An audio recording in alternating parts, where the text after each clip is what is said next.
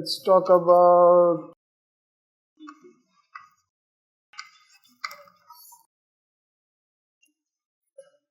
okay, so anyone remembers why we had to look for another converter other than flyback converter? Anyone remembers that? Yeah, because flyback converter is like buck boost converter. There was one question which somebody asked, which we didn't answer at that point, which was that why am I saying that buck boost converter will have more ripple as compared to a simple buck converter, for example, right, at the output side. So that part I didn't answer that time. Maybe I'll quickly answer, because that is also in a way the basis why flyback converter is not good enough, right, and you have to look for other converters. So before we go to this point, let's have a quick look at it. I'll not do the detailed derivation, you can do it if you want, but I'll just give you an idea. So if you have this converter, right, this is your buck boost versus this is your buck. Of course the polarities are different, right? If you see the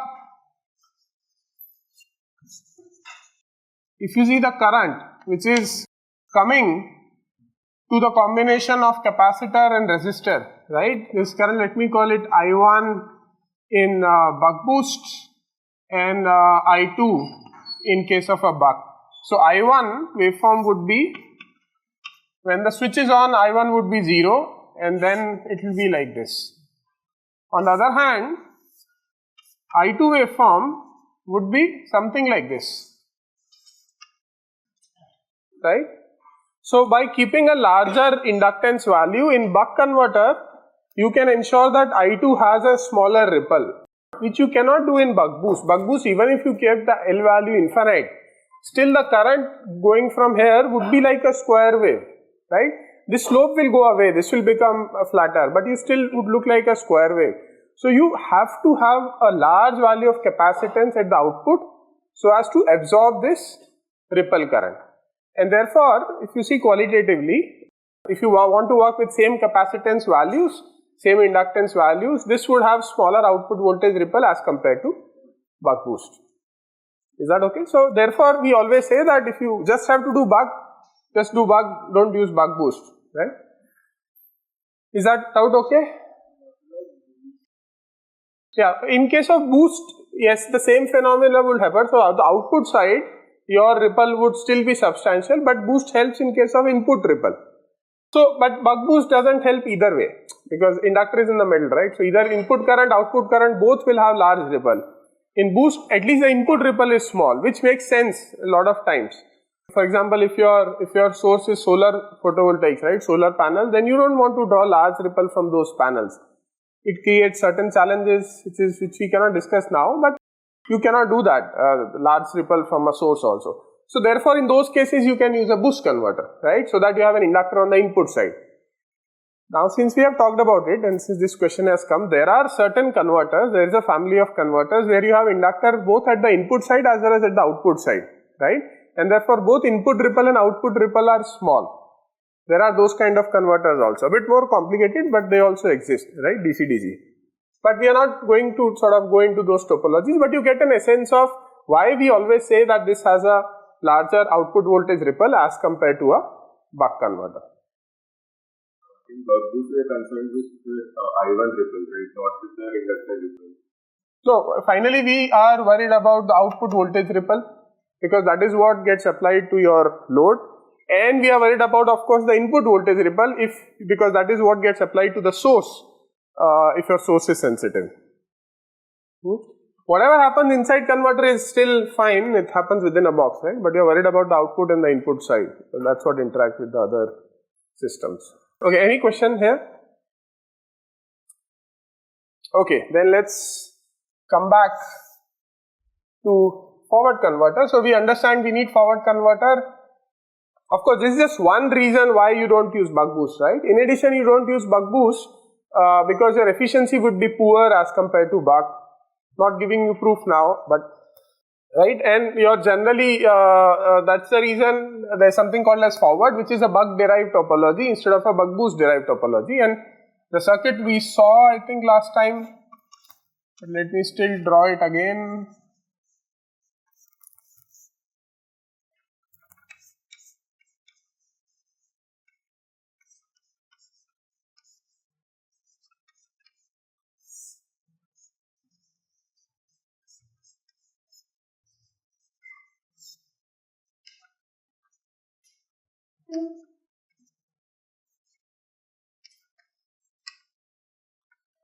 This is N1 is to N2.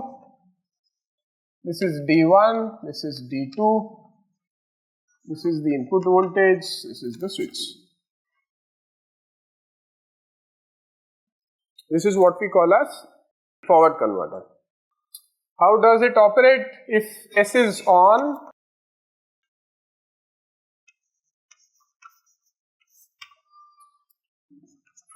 let me call this one as V1, this one as V2. If S is on, V1 is equals to Vin, right? And therefore, V2 will be equal to Vin into N2 by N1. In this case, you should also see the dot polarities and you should be careful about it, right? Little bit different the way we have drawn it flyback converter. So if this, of course, if this dot is positive, this dot is also positive. So this is how the voltage polarity comes out. In flyback, we have drawn it other way around, right?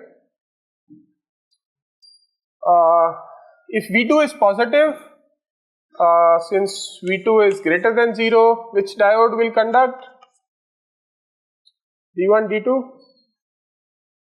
D1, D2? D1. Okay? Fine, right? If D1 conducts, if you see the equivalent circuit of the output, it would look something like this. You have a voltage source V2 and then the diode is conducting. If D1 is conducting, D2 is reverse bias because this voltage appears here, and you have an inductor and output capacitor. This is how the circuit would look like. We can write the voltage equation for this one. Let's say this is the reference direction. We can say L dIL by T is equals to V2 minus VO. V2 minus VO, V2 is equals to Vin N2 by N1. So this is Vin N2 by N1 minus VO. Okay, similarly, you can analyze what happens when S is off. When switch S opens up, right? For the time being, let's assume this transformer is an ideal transformer. In reality, it may not be an ideal transformer, but it's an ideal transformer. This guy has opened up.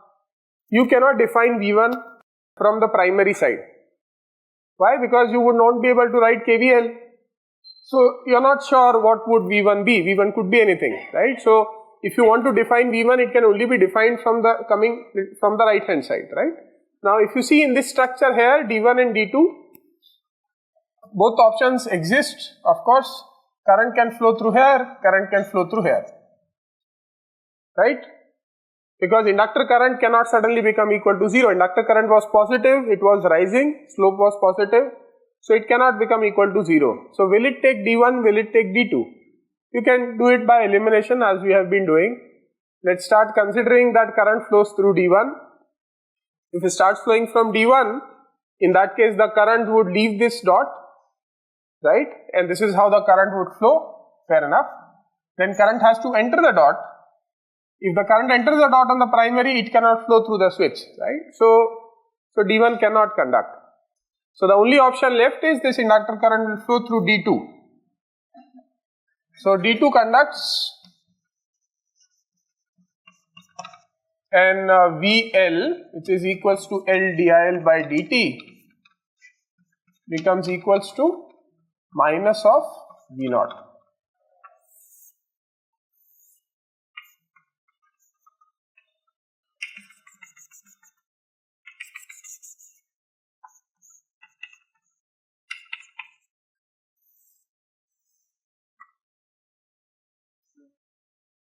Yep.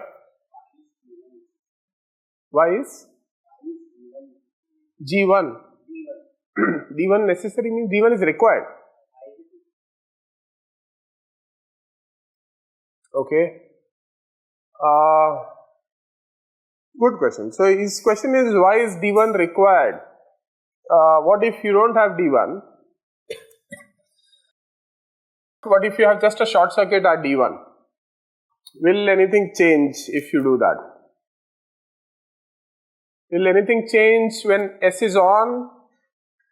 No, because S is on, anyways D was supposed to be short circuit. Will anything change if S is off?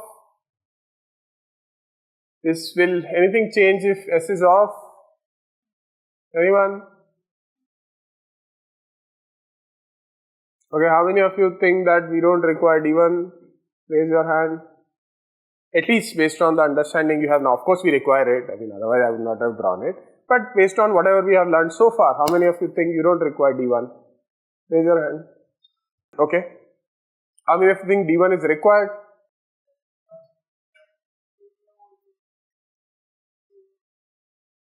If D1 is not there, this is a short circuit, right? So now this current again will try to flow through the winding, but it will not be able to flow through because current cannot enter the dot. So current will mostly be flowing through this diode. Of course, it's flowing through the diode, so it would create a small V2, negative value of V2, minus 0.7 or 1 volt, minus 1 volt. And this will be minus 1 volt, assuming this is like 50 volt, and 50 volt plus 1 volt, 51 volt will appear across the switch, and switch will be open. Right? So it can work. I mean, looking at it, I don't think there is any problem. But anyone else? If we have a practical transformer, on the left side there will be that magnetizing inductance. So when that will also have some current when S is on. When we turn the switch off, that current would also still try to keep flowing. So that would appear on the V2 side. But if we keep the diode inactive and that now interferes. Okay. So what he is saying is, look, what we are drawing here is ideal now. Of course, in next step, in reality, you can never have an ideal transformer. So in reality, you would have a magnetizing inductance, and that actually requires D1. And he has given some explanation of it. The last part is not perfectly correct, but your catch is correct that you require it because eventually there is going to be a magnetizing inductance, and you have to, in that case, you need D1, otherwise things will not operate as you want. Anything else you want to add? Anyone else wants to add anything? So when switch is open, the voltage across winding is very small, 1 volt, minus 1 volt to be more precise, right? Why would it become negative? No, but go ahead, what you got it? But why would it become negative? Current would? Yeah, go ahead, current would? Yeah. So something related to magnetizing inductance would happen, right? We'll come to that. So fine, we'll come to that part very soon. But for now, you assume D1 is there. We'll very soon come to talk about magnetizing inductance, and then you would all know that why we require D1. Any other doubt? So far it's clear. This is how the inductor current would look like. This again can operate in CCM, can operate in DCM. In this context, when we say it's operating in DCM, we talk about the inductor current, right? So except the flyback circuit where we talk about the flux in the transformer, everywhere else, the general nomenclature is that we would talk about the inductor current and define CCM, DCM based on that. Of course, it's a nomenclature, right? There is nothing like this is right or this is wrong. But that's how people do it. So this is in CCM, you can operate in DCM as well, right? The same converter. You see this is the same, this is the buck converter, and the voltage source is now instead of V1, Vin, it's N2 by N1 times Vin. You can use the two equations, you can apply volt second balance, and you can find the relationship between the average voltages, average output voltage and average input voltage. What will you guess? Or I mean, what would you get? Any guess? V output is equals to buck converter hai, so duty will definitely be there. Instead of input voltage, now you are applying N2 by N1 times input voltage, so you would get, yeah. But you can find out, you can use the two equations, you can apply volt second balance, you can cross check if you get that answer or not.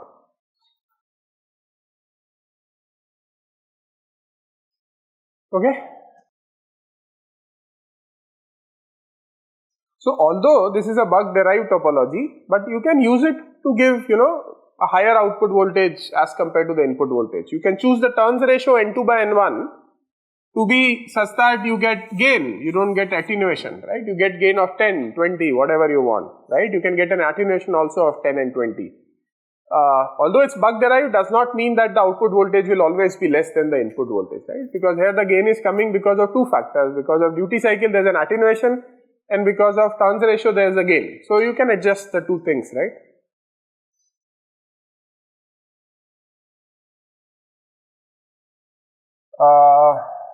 VO can be greater than, equal to, less than Vin. Any doubt so far? No doubt. Then let's look at the reason for having the diode.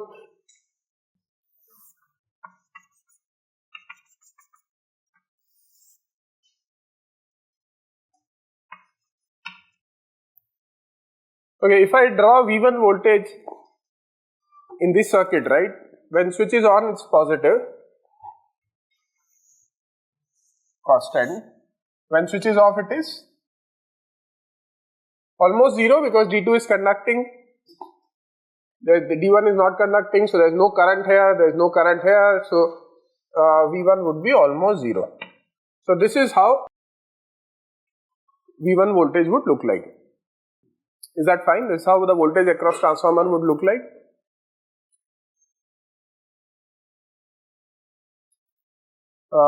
Anything wrong? Looking at V1, do you feel anything is wrong? What is the average voltage across the transformer winding in this case? It's positive, right? If you apply a transformer with a DC voltage, what will happen? If you apply a transformer with a DC voltage, what will happen?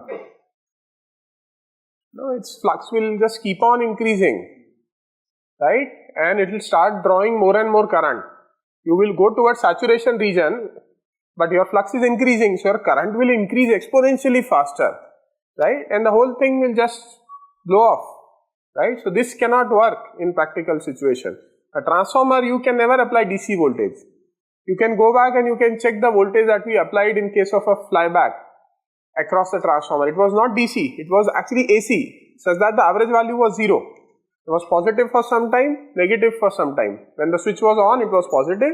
When switch was off, the voltage coming because of the reflection, the V1 became negative, right?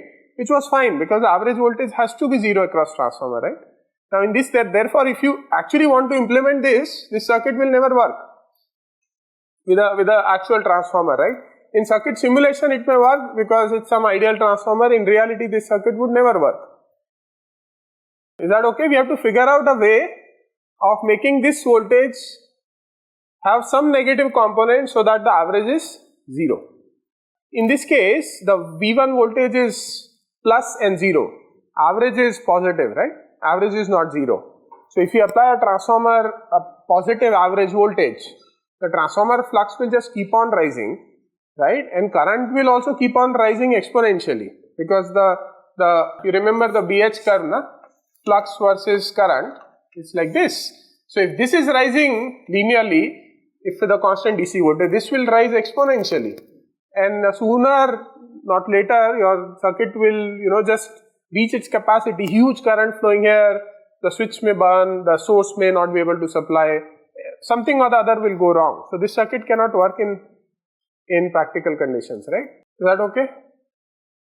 Any doubt so far? Bol? Any suggestion? Okay, so what do? in reality, instead of this circuit, what we use is one more winding, right, on the same core. So now there is 3 windings, and the third winding,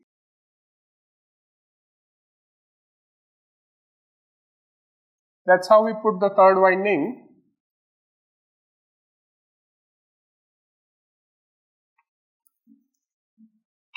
On the same core, right? So you have this core,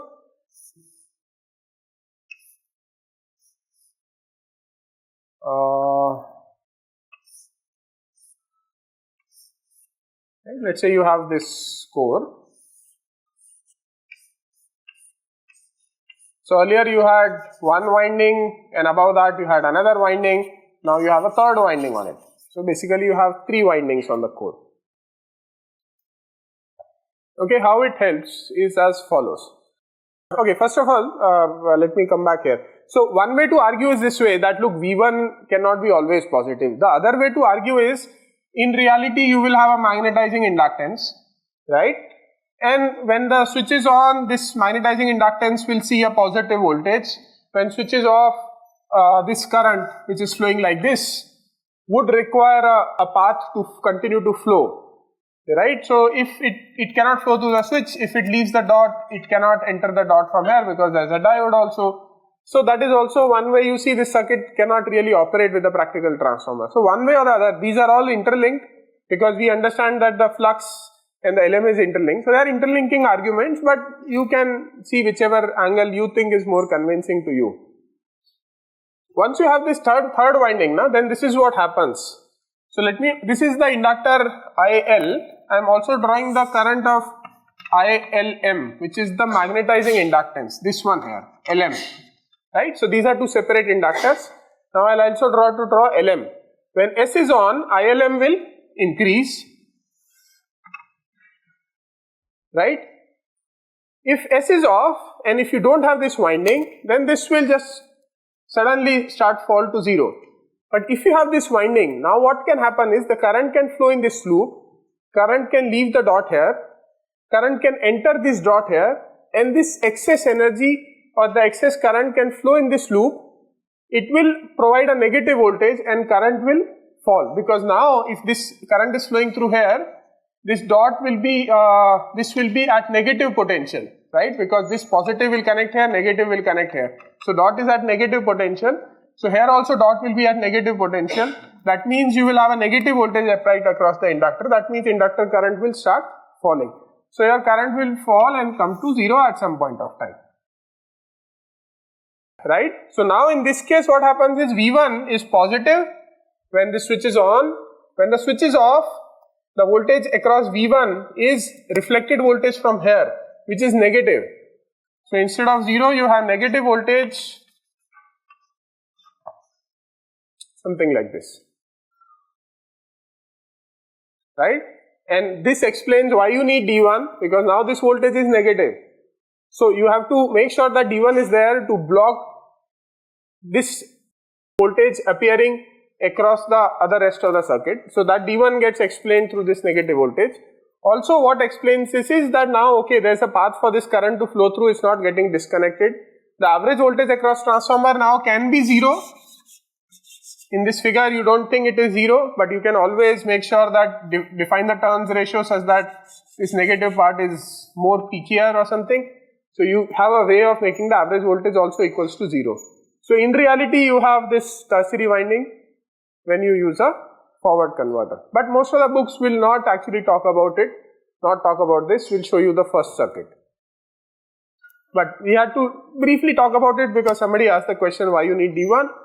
But otherwise I didn't intend to talk about the tertiary winding at least in this course. So even if you could not really grasp 100% of the tertiary winding part, that's okay. I'll not.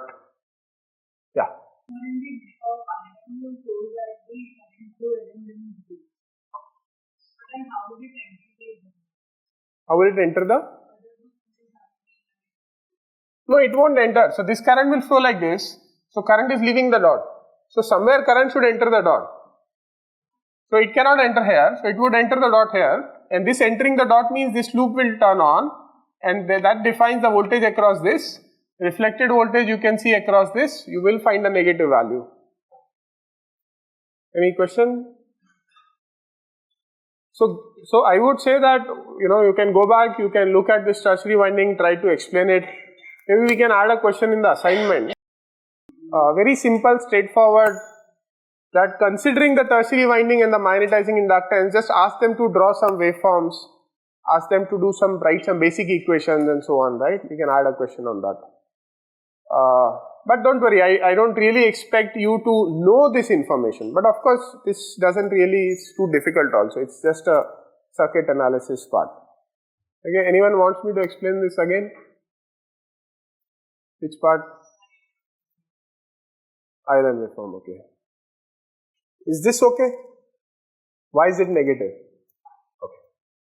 Unfortunately, this figure could have been bigger, would have helped, but let me still work with this smaller figure and a yellow chalk. Okay, now when switch is open, S is off, right? This current flows through here, so current leaves the dot and therefore current enters the dot.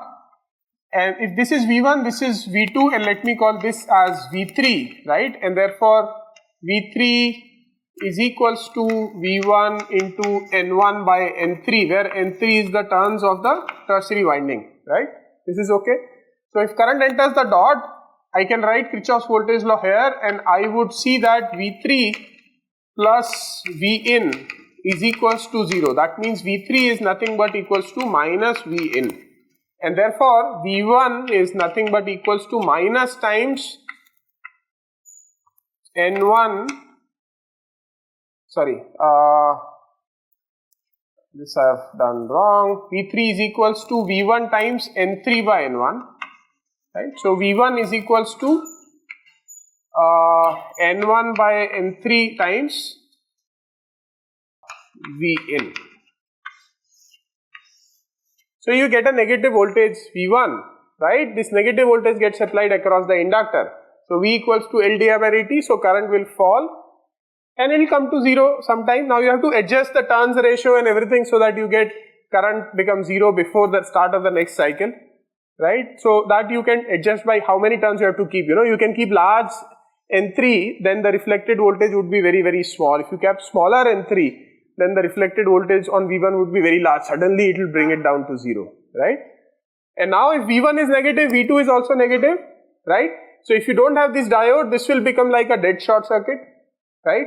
So if you have this diode will block from creating this dead short circuit, right? Because now your V1 is, V2 is negative. Is that okay? So you require D1 as well. Is this clear? Not clear? Yeah, it's able to force the current into current. Yeah, so this magnetizing current is flowing through this winding. I mean, of course, in reality, there is no ILM separately there, no transformer separately there. Everything is integrated, right? But for our analysis, this is how we visualize it. That for this current to flow, this is how it leaves, this is how it enters. In reality, there are only 3 windings. There is no 4th inductor anywhere in this space, right? For that part where we are saying that we should not have a DC voltage, even if there is small DC voltage and we operate for a long time, then we can get another design constraint, like that the average voltage across the transformer should be 0. Must be, all the time. So here, doing that, would that give us another equation, or would that be just understand the voltage? Okay, so now this is what I think you are asking. So what he is saying is that fine, we have figured out a way of putting one more winding which will force a negative voltage, correct? But and I also said, so he is saying that, sir, you have said that you can choose a turns ratio N1, N3 accordingly, so that you have sufficient amount of negative voltage, right? But I think what he is trying to ask is, how are you so confident that you would use the specifically same number of N1, same number of N3, precisely calculated for a Vin, so that you get a precisely 0 DC voltage if you average this out? Is that the question? That's the question, no? You get the point. So I am saying, fine, you can, positive voltage Vin will apply, negative voltage, this magnitude is Vin, right? How much is this magnitude? minus magnitude is, yeah, so the total is minus V in into N1 by N3, right?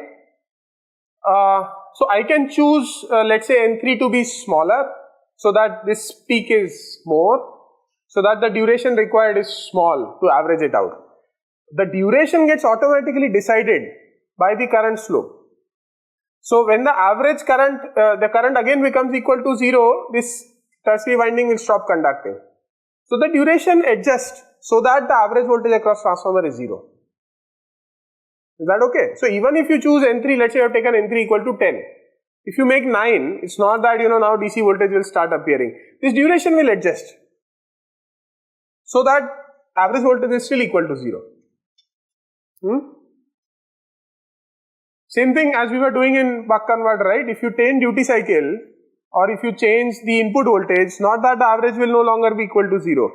The circuit rest of the parameters will adjust, right? To make sure that this is equal to 0.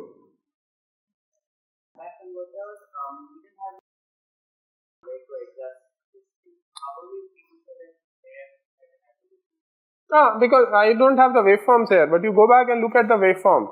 When the primary was conducting, it was positive. When the primary was not conducting, automatically because secondary was conducting, there was a negative voltage getting applied, right? So you had a positive and negative automatically there. So you didn't require it. Any other question? Okay.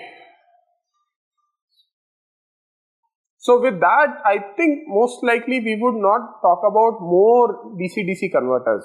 So we can keep talking about DC-DC converters. There are so many of them, but I think this is where we have to take a stop, otherwise we won't be able to cover rest of the content. What I want to do is now I want to start talking about inverters, right?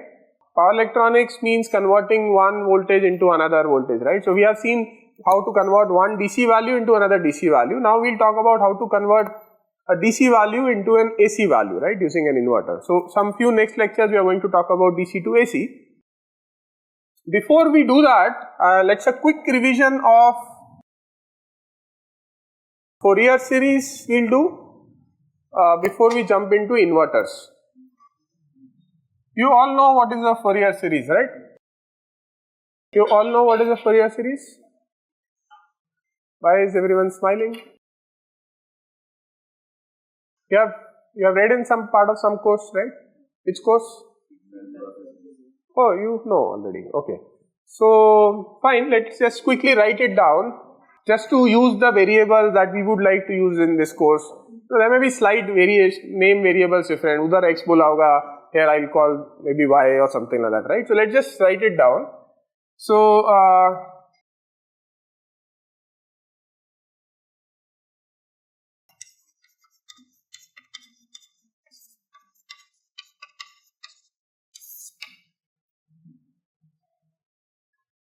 first of all, let's see what it means, right, before we write the expression. So if you have a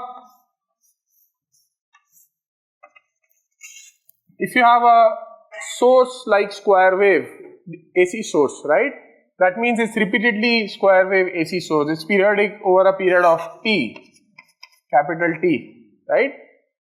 This can be visualized. So if you have this source, right, a square wave source, it can be visualized as a combination of series connected multiple sources of different waveforms or all sinusoidal, right? All sinusoidals of different frequency and magnitude, and they all collectively add. And they give rise to this square wave, right? That's what we mean by Fourier series, right? So if you have a square wave, you can have a triangle wave as well, but I'm just taking an example of a square wave. So if you have a square wave, you can imagine square wave as a combination of multiple sinusoidal or cosine sources of different frequencies, right? That's what is the meaning of Fourier series. In this case, it becomes quite obvious that if you have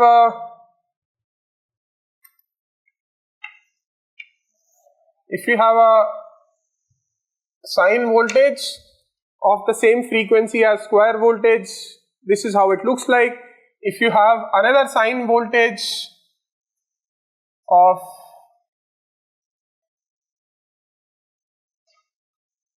three times the frequency. This is how it looks like. If you add the two guys together, what you get is something like this.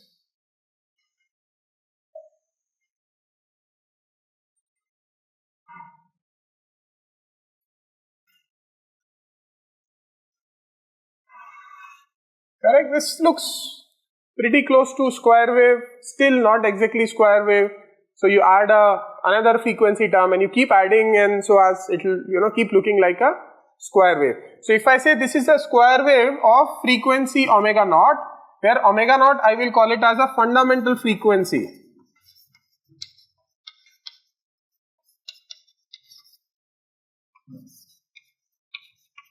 Then I can say that this is made up of multiple components, which includes component of frequency omega naught, which was the main sine wave, another component of frequency 3 times omega naught, which was the another sine wave which I have drawn, and in future you can keep adding more frequency components as well, right, to make it closer and closer to the sine wave. Right, this you all know. I think I'm just revising what you already know, more in context of power. So fundamental frequency, third harmonic 3 times, fifth harmonic 5 times, right? Let's just write down the formulae also, and somebody has to help me with that. So if I say, if my this waveform is, let's say V voltage as a function of omega t, right? When you have read it in terms of signals and systems or in mathematics, this was just some f of x, right? This waveform. Now it's not f of x, it's precise. So either we are going to talk about voltage waveform or we have to talk about current waveform. So it would either be V or it would either be I. So it could be V or it could be I. And again x, the variable x which was there, now it's our x-axis is not, we call it omega into t, right? Omega into t. So therefore it would be either I of omega into t or V of omega into t, right? One of these terms. So if I have to write for V, I can write, so V of omega t is equals to half of A naught plus sigma of n going from 1 to infinity A n into cos of omega n t plus sigma n going from 1 to infinity Bn sine of omega naught n into t.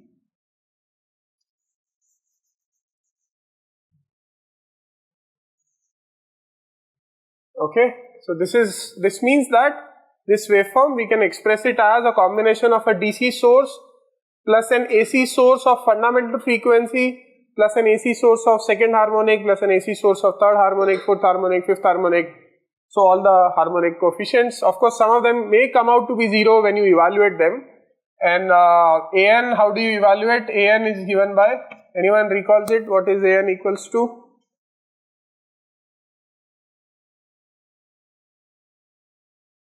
What was An given by?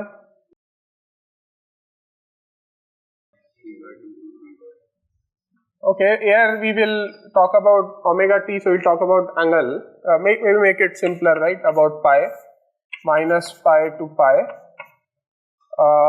V of omega t goes from, omega t is nothing but theta, right? Which goes from pi to minus pi. So V of omega t, which I can represent as theta into cos of n times omega t and theta into dt. So d theta will be equals to d of t into omega. So I can write dt is equals to d theta by omega. Sorry, one second, there's something wrong. D theta, yeah. Correct. Similarly, you can write b of n is equals to 1 upon pi integral going from minus pi to plus pi v of theta into sine of n theta into d theta, and you can write a naught is equals to 1 upon pi integral minus pi to pi v of theta into d theta. So just note these things down, try to remember it. If you don't remember it, no problem. If I have to ask you to solve it, I'll give you the expression. But only thing what you should know is how to apply it, how to solve it and so on. That I think you should just do it once or twice. But let's, once you write it down, we'll just try to have a look at it for a little better understanding. The first component, right, 1 by 2 of a naught is nothing but 1 upon 2 pi integral of minus pi to pi v theta d theta, right, which is nothing but the average value of v. So the first component is nothing but the average value of this. So in our case, if our sources are sinusoidal, even if it's square wave, there is no average value, then this first term might come out to be 0. So if there is no DC, this will come out to be 0, right? If there is a DC component, this will come out to be non-zero. Rest of the expressions you can solve. So for example, you can start with the square wave, try to find out omega naught, 3 omega naught, 5 omega naught, 2 omega naught. You would find that the 2 omega naught value and the 4 and so on would come out to be 0. That means there is no even harmonics, there is only odd harmonics there, right? You want one more too? No, half is only for a naught. No? Anyone else remembers the formula?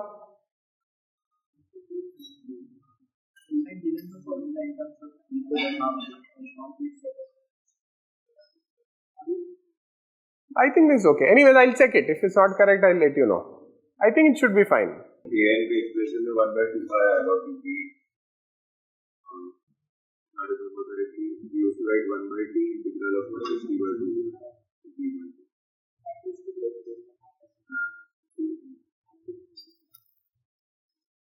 Let's check the formula. Can some of you Google and quickly check the formula? It's fine. That's the reason we are writing it down again, because I know there are different coefficients, there are different limits. The minus infinity plus infinity you are talking about is the Fourier transform, not talking about Fourier series. Fourier series we only talk about periodic signals, so we only integrate from either 0 to t or minus t by 2 to plus t by 2 or 0 to 2 pi, right? Oh, acha, this way. Oh, you mean n equal to minus infinity? Okay, fine. Sure. Fair enough. So this represents the DC component. The first term represents the DC component. So if there are no DC components, this term will be equal to 0.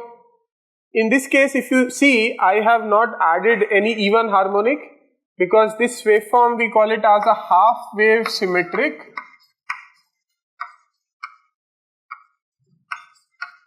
So what is half wave symmetric? Half wave symmetric means f of omega t or voltage of omega t is equals to minus of f of minus omega t, right? This is what we call it as a half wave symmetric. What it means is if this is the axis, right, this point and this point magnitude is same and they are just negative of each other. This point magnitude is same, they are negative of each other, right? So we call it as a half wave symmetry, right? This I am sure you would have studied, half wave symmetry. So if you have half wave symmetry, you can substitute here v of omega t is equals to minus of v of minus omega t. You can simplify this integral for n equals to 2, and there is a sine, there is a cos. You will find that it will come out to be 0. That means there is no second harmonic here, no fourth harmonic here. There is only third harmonic and fifth harmonic, right? You can go back and you can solve it. It would not be very difficult. Just substitute n equals to 2 and try to find that if you get an value, what is the an value, what is a2 value, you try to find what is b2 value, And you would realize that these guys comes out to be equal to 0 if you have half wave symmetry. That means there is no even harmonic, no second, no fourth, no sixth and so on. Is that okay? We'll talk more about why harmonics, what is the impact of it later on in this course when we talk about power quality, right? So power quality means the source we are getting is not sinusoid, it has some harmonics. So all those things we talk about when we talk more about power quality, but so far this is how we define the different harmonic components, right? Just a little bit more about harmonics, right?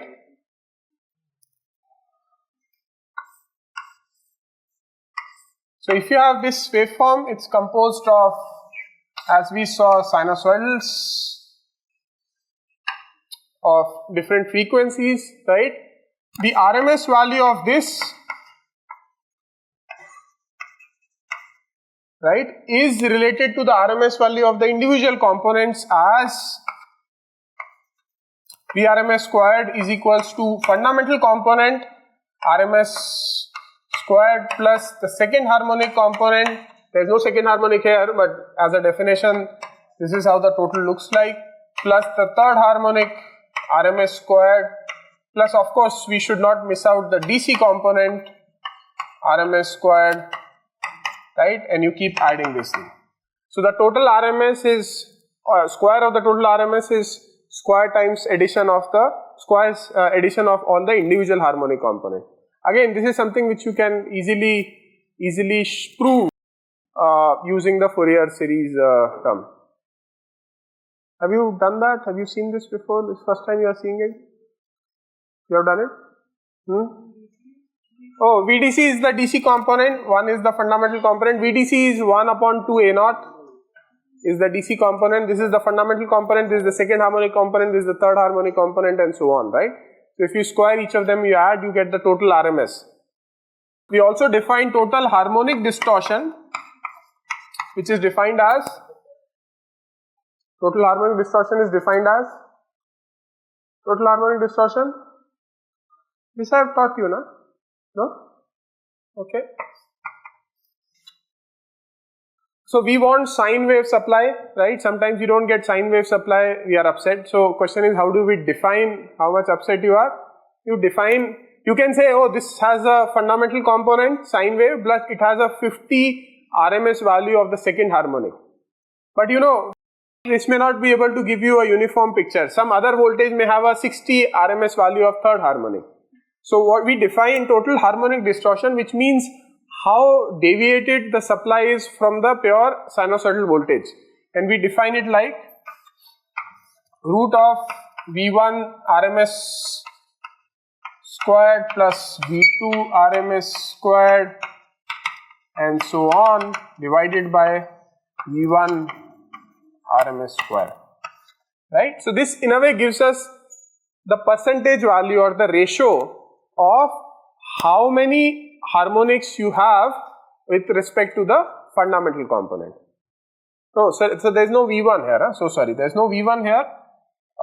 It only starts with V2 and so on. So ideally, total harmonic distortion should be 0.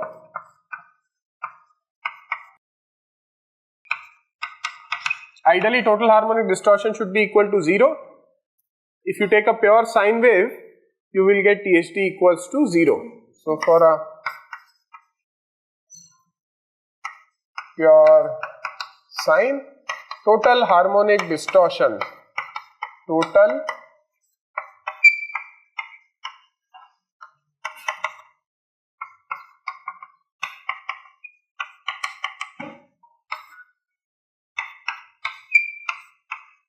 you can define it as ratio, you can define it as percentage, up to you.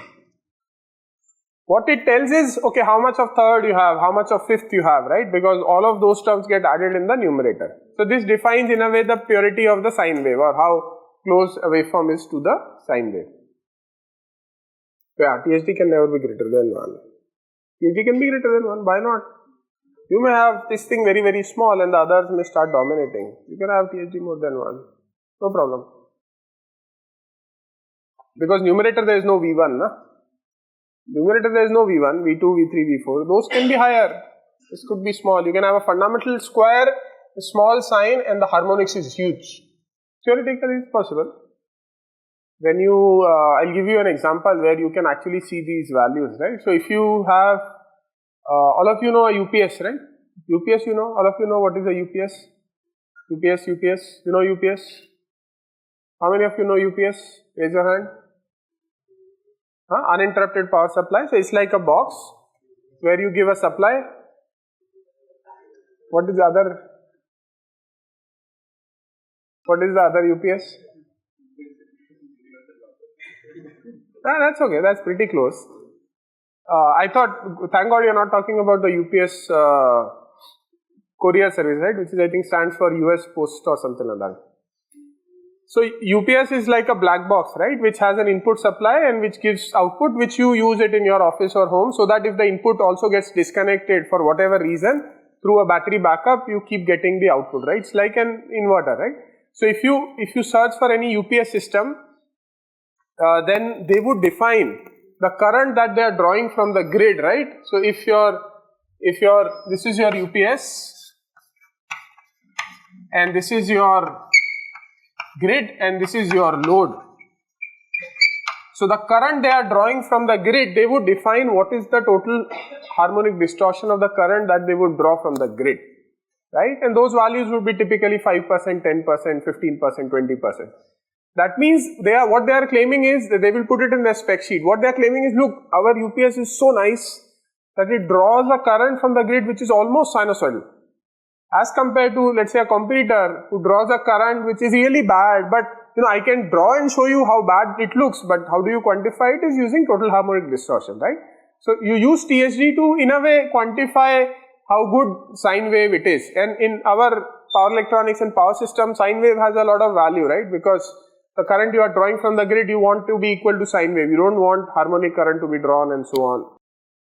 So this is just an example. If you look at maybe these LED lights, they don't mention the THD, but they do mention power factor, which includes THD, and I will come to that a little bit later. Let me think of another example where you can explicitly find the THD. The solar inverters, if you see the solar inverters, they inject a current into the grid, right? So the current they inject in the grid is again pure sinusoidal, and they define the pureness of that sinusoid using total harmonic distortion. Is that okay? So this is a very useful term, we will keep using it. Second square RMS, third square RMS, fourth square RMS divided by the fundamental. What is V2 RMS in terms of these coefficients, A n, B n, whatever, all of these things, right? What is V2 RMS in terms of these coefficients?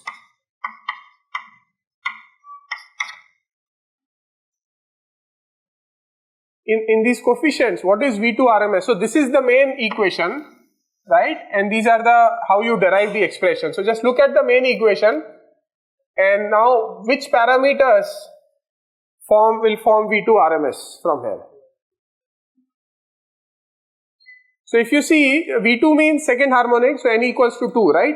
So this term is anyways DC, n equals to 2 means you will have an A2 cos of 2 omega naught t, you will have plus B2 sine of 2 omega naught t. This is the only second harmonic component, right?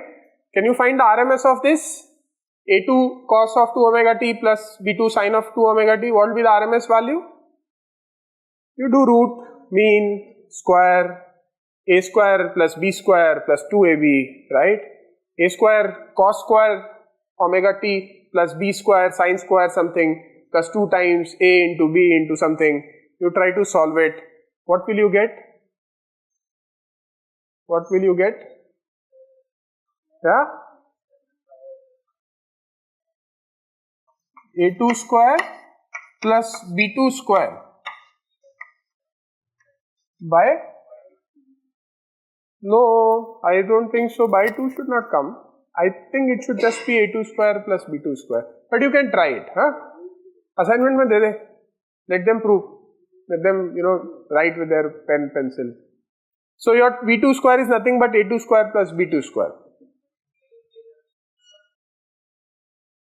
Oh, yeah, you are right. Correct. So A2 by root 2. Right, no, you are correct. Yes, absolutely. Absolutely. So A2 is the peak value. So A2 by root 2 is the RMS of that cosine component. B2 by root 2 is the RMS of the sine component. The total RMS is under root of RMS of sine square to RMS of cosine square. So this is the total second harmonic RMS, right?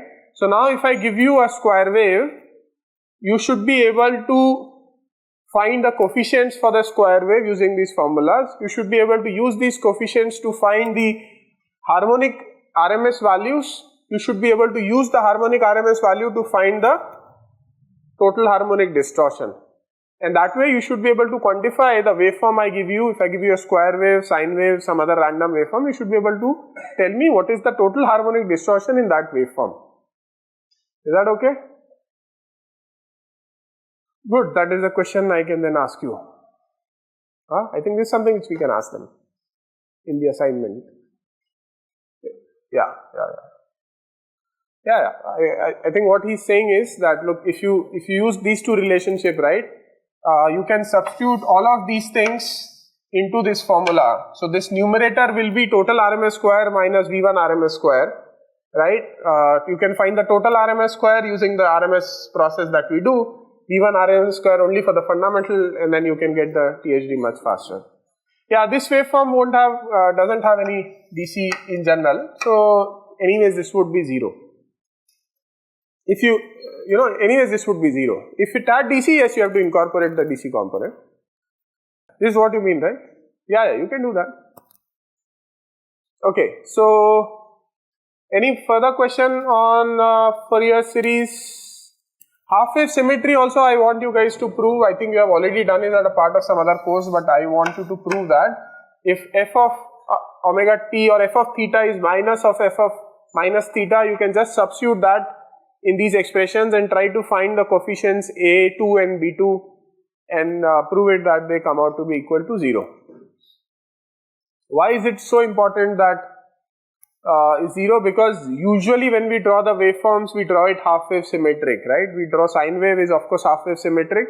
F of theta is equals to minus of f of minus theta. We draw a square wave that is half-wave symmetric. Most of the time the voltages that would be there in the grid would be almost half-wave symmetric, and therefore predominantly you would have odd harmonics in the grid. The even harmonics would be very, very small, right? You remember the current that, you know the diode rectifier, right? Full bridge diode rectifier. What is the current that you draw from a full bridge diode rectifier? Is it half-wave symmetric? Full bridge diode rectifier.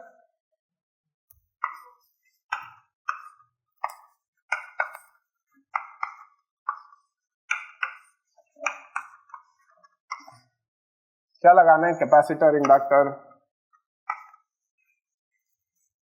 You want to connect capacitor, inductor, resistance, which one? कुछ भी बोल दो यार, मतलब we'll just use that as an example. Whichever you think is simplest. Resistor, okay, चलो. Resistor में sinusoidal भी आ जाएगा ना. Let's make it little bit complicated, ना? Capacitor and a resistor, because most of the power supplies would have this kind of thing. So in this case, we understand if the input voltage is like this, right? The output voltage would be like this, right? Keep going that, and the current that you are drawing will be after it settles down. The current will be, there will be negative peak here, there will be some positive peak here, and so on. So if you see the current here, it would be half-wave symmetric. That means whatever happens in the positive cycle, the same thing happens in the negative cycle with a negative magnitude after pi, right? So if you shift it and you invert it, you will get the same waveform. That is what it means, right? Half-wave symmetric.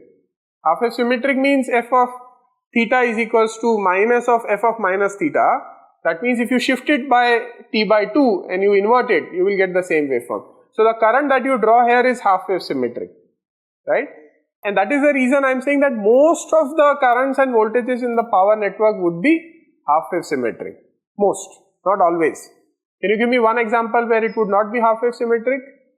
Yeah, if you have a half-bridge rectifier.